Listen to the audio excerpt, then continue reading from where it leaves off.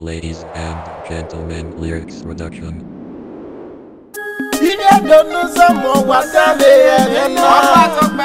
Ilé donu sọmọ ìfúnde ní yàrá.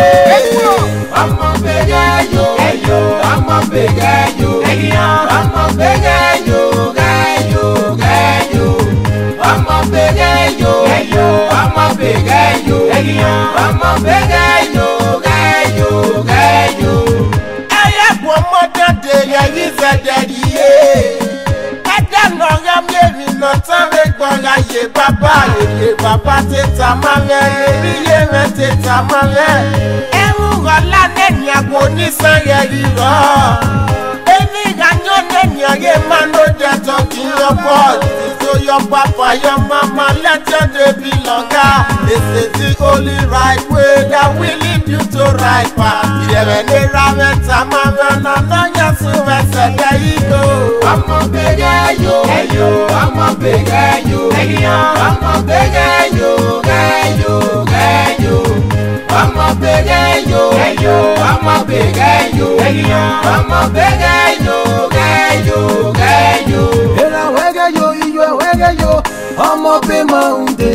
Ọwọ́ yẹn á yẹ pàtí, ọwọ́ yẹn á wẹ̀ mú ẹtí, ọwọ́ yẹn á wẹ̀ yí kébè, ọwọ́ yẹn á ṣe sìgá, ọwọ́ yẹn á ṣwaga ṣwaga, jíjà di jíǹgà ṣwaga di ṣwaga. Ọmọ bẹ, ọmọ bẹ, ọmọ bẹ, ọmọ bẹ. Àràlé ládìá, àdìá nílé lágọ̀, àgọ̀. Àmàṣàbí wo ló àìwò ló ìbí ẹ̀dùn. Àmàṣàbí wo ló àìwò ló ìbí ẹ̀dùn rẹ̀ o.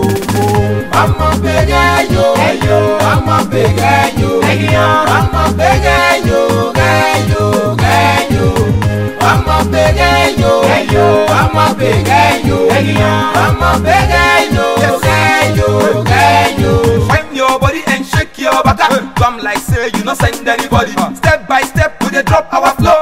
See all the babies they want start to the colo. Give me the champagne, give me the more weight. Make I the bust and start to the flex. Yes, me I no get time for anybody.